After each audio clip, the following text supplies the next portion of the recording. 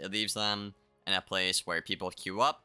They see their Rosolko do less than a Yaga, they quit the game. Because why the hell would you keep playing the game if that what sense does that make? Alright, what's going on everybody, it's Liam here and welcome to today's video on the channel. And in today's video I have a commentary for y'all and I want to talk about the state of PvP in 2023 at level 160.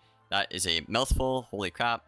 But basically there's been a lot of players talking in the community, a lot of other content creators making videos about this, and I figured I would offer my 2 cents on it. Now, as usual, when I make videos like this, I go around the community, I talk to different people, and I voice opinions that I might not particularly agree with in this video, but that's why, you know, I obviously made the channel, and why I'm making this video is because I want everybody's voices to be heard. Now, there's a lot to say about PvP, and I'll probably separate this into timestamps in either the comments or the description. There's a lot to talk about, from you know, cards, bugs, Roshambo, stats, which I think is probably the biggest outlier at max level right now currently. But I think the first thing I want to start with is going to be Roshambo, because I think this is an easy one to get rid of, discard right away. Now, a lot of people do not like Roshambo, and I would say 90% of those players, it's because they PvP'd, you know, quote unquote, back in the day. And as you guys know, I'm more of a newer player. I've been playing for 2 years, stuff like that. I didn't play back when they played, so I don't know what they're comparing it to exactly. But they just really do not like Roshambos, and the fact that certain schools automatically lose to certain schools, like, you know, Ice and Storm, Life and Fire.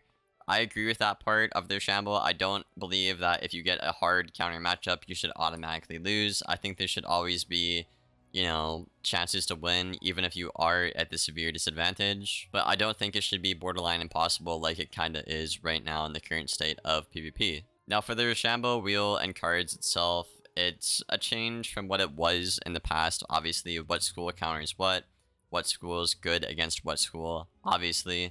But for the most part, I don't really mind the Roshambo, as in, like, you know, Myth is Trap, you know, Myth is Minion, stuff like that. Life counters traps, so, you know, life counters myth.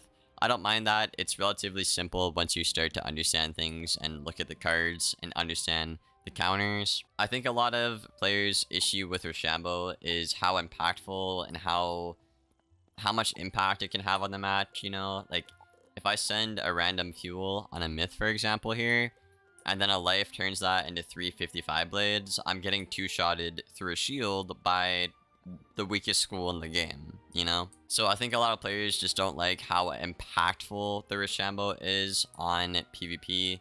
If you guys do, you know, if you don't like Roshambo and, you know, you don't agree with that point, let me know in the comments below what you don't exactly like about the Roshambo. But for me, that's my big gripe with the Roshambo. I just don't like how impactful and how flip-floppy the matches are. You can look at Chronomatic Betrayal and Delusion as well with this, right?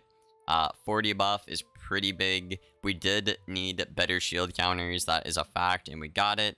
But I think a 40 buff is a little bit too big, in my opinion, on Betrayal and Delusion. If that was cut down to, like, you know, like 15 or 20%, it wouldn't be as big of a deal, and the meta wouldn't feel as one-shotty as it is at the moment. And anytime a meta is one-shotty in PvP, it's just really hard to take the game seriously, on top of all the other bugs and problems that are already in the game. Because if somebody's one-shotting somebody and getting rank with that, and you're actually trying to have a game that's back and forth and impactful, it's kind of like, well, like, what the hell, you know, dude? But yeah, that's everything I gotta say about the Roshambo. I don't mind it, you know, it tries to standardize all the schools, and it tries to kind of explain what's going on for the broad PvP audience. I think if KingsIsle listens to the community and refines Roshambo, it might not be that bad of a thing. But again, if you do not like Roshambo and you're one of those old players, let me know why, aside from the point of it being really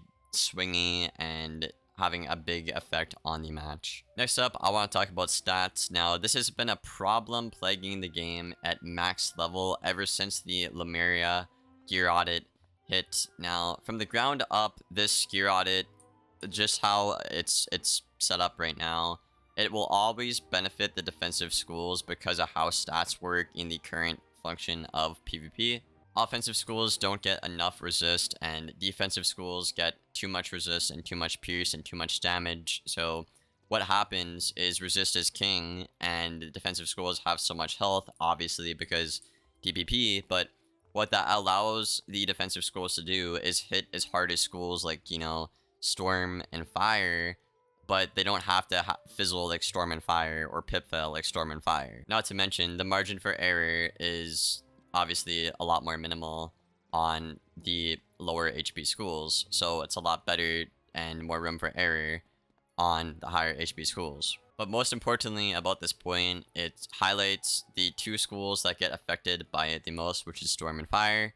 At level 150, it was Storm, Fire, and Myth, but they fixed Myth actually at level 160. Myth now does get perfect accuracy with Sniper on their pet, which is really freaking cool. That is something KingsIsle did right from 150 to 160.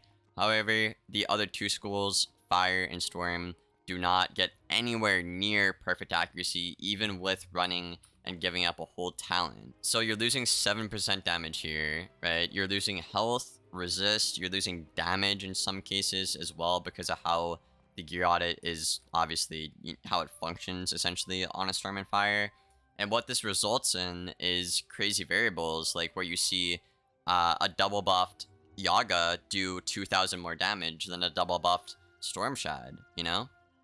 Or where you see a double buffed Rusalka, which is 400 more DPP than Yaga, only do like 500 less than a Yaga, which doesn't even make sense in the first place, you know? So there's clearly something that's going on with stats that isn't working, and this happens every day to multiple people all the time, literally 24/7. It's not just one variable. I can hop in queue, play 2 games, and I'll have it happen to me. Something that's just not supposed to happen, you know, whether it's Ice and Life doing too much damage, whether it's Myth doing more damage than Storm right now, you know, Death even as well has a really, really big damage problem in the meta. But yeah, it leaves Storm and Fire, which, you know, are popular schools, not to mention, right? They're very popular schools. It leaves them in a place where people queue up, they see their Rusalka do less than a Yaga, they quit the game, because why the hell would you keep playing the game if that, what sense does that make? The devs like to say DPP,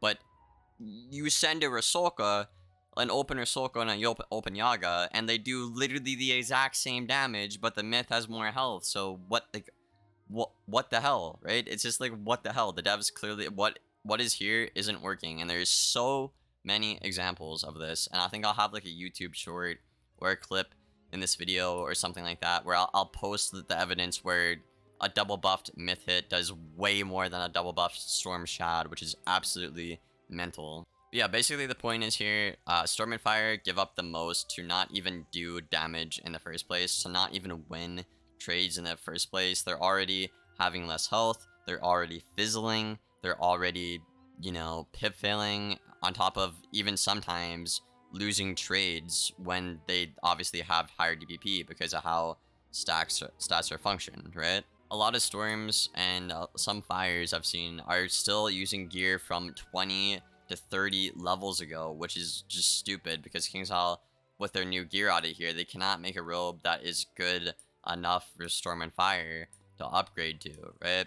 And if you try to use this robe, you'll lose to schools that get better stats, or if you try to use the Motorist robe, you'll still lose to schools that have better stats than you, because although Motorist does fix most of Storm and Fire's problem, you're missing 30 damage that you're supposed to have, and like, you know, maybe like 4 pierce or something, right? But yeah, I think that's really all I need to say about the stats issue. I've made plenty of videos. There's plenty of examples on the internet. You can literally tune into any, you know, whether it's Sauce's stream or my stream, and in 2 games you'll see something that's not supposed to happen, whether again it's Ice, Death, or Life doing too much damage, and Fire and Storm not doing enough damage, or having a harder time doing damage than the weaker schools. It's pretty apparent to see. There's plenty of examples. It's undeniably just, it's a fact at this point that the stats are just like this poorly balanced, and when you have examples, right, of open hits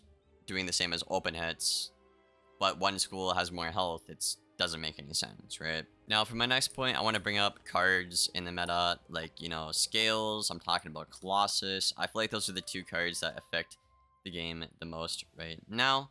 Scales on a balance is pretty much universally agreed by the community that it is too powerful. The pip back is a little bit too extra. It's too easy to use and set up, and the damage on it is absolutely mental. Again, if we, you know, take a Storm or Fire, for example, if a balance throws on a Magnify, it only takes 4 scales to kill a Storm or a Fire. And keep in mind, right, you can't shield to counter this because it hits 3 times and it does a lot of damage, right? So shields do not work on this spell. Next up, we have Ice Colossus, which it just isn't working as intended, I think, according to Rapbeard.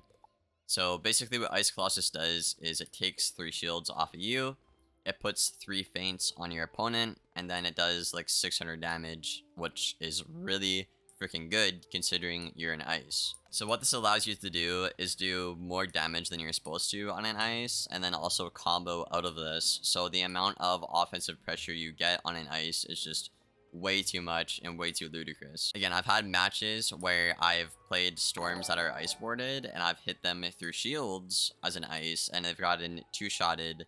Even though they have debuffs, shields, and ward, it doesn't matter. Ice is doing too much damage.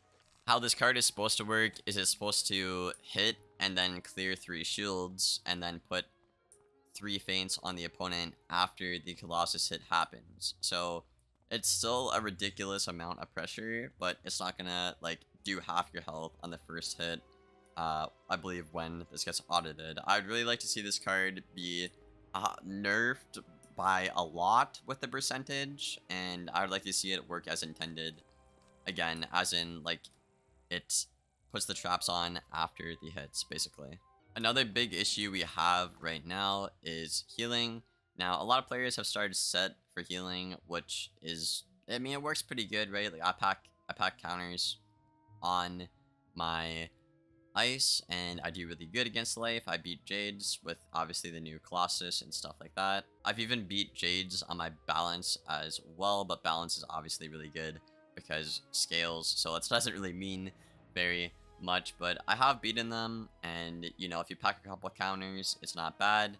But if you get a life wizard who knows what they're doing and can actually trade good with you, in the long run, lives will always win. Because if you take an even trade with a life, right? Let's say I take a double buffed caddy and they take a, I don't know, double buffed smaller, right?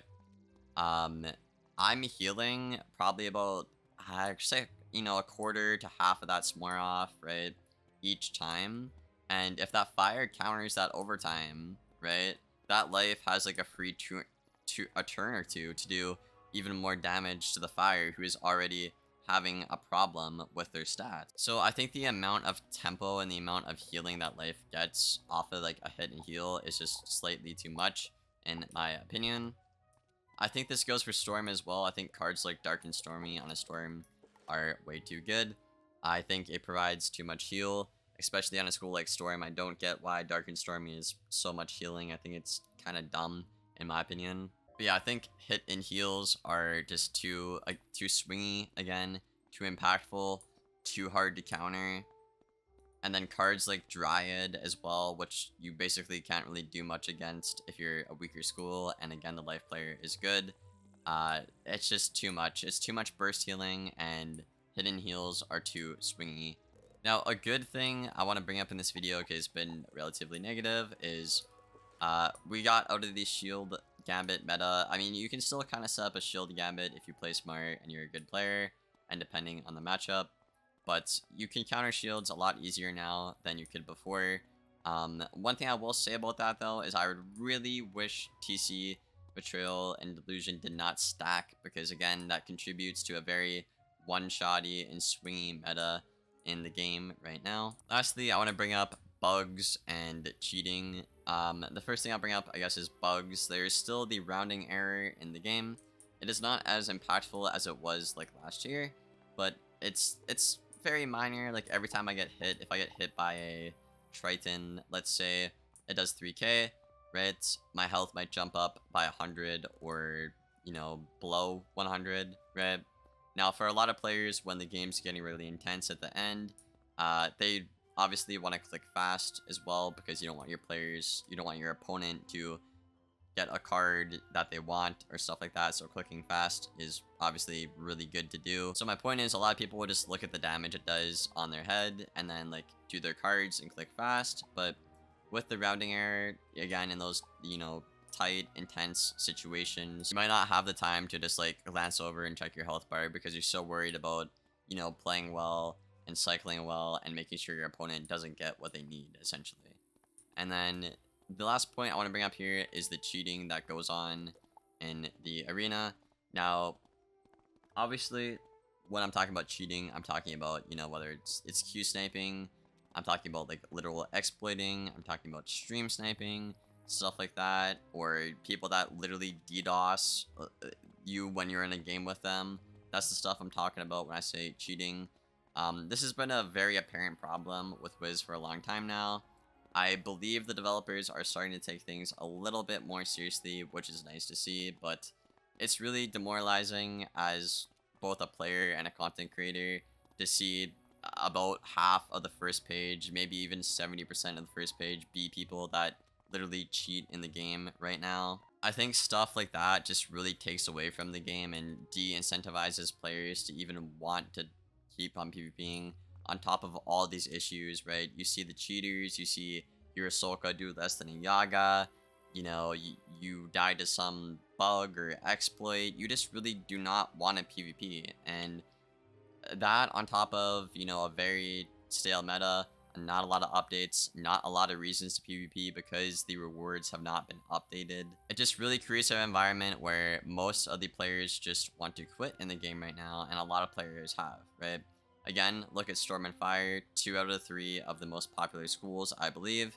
They're the 2 worst schools at max level because of stats right now.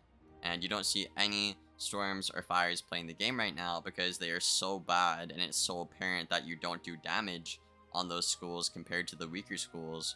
Why the hell would you keep playing PvP if the game isn't working as intended, if stats aren't balanced, if there's no reason or anything to play for in PvP? If people are cheating, why would you play PvP right now? And I think that is why a lot of players just do not like it, and I think that's why a lot of the an alarming amount of the PvP community is quitting the game right now. And I know me personally, I'm taking a lot more time off PvP because it is such a joke getting on every day and seeing a weaker school do more damage than a DPP school. It's just such a goddamn joke. But let me know what you guys think in the comments below. I hope this video, you know, helps out with the community. I hope some more updates come in with the game. Let me know your issues in the comments below. I will be reading them. And yeah, I hope you guys enjoyed. I will see you in the next one. Thank you for watching, and as always, take care, guys.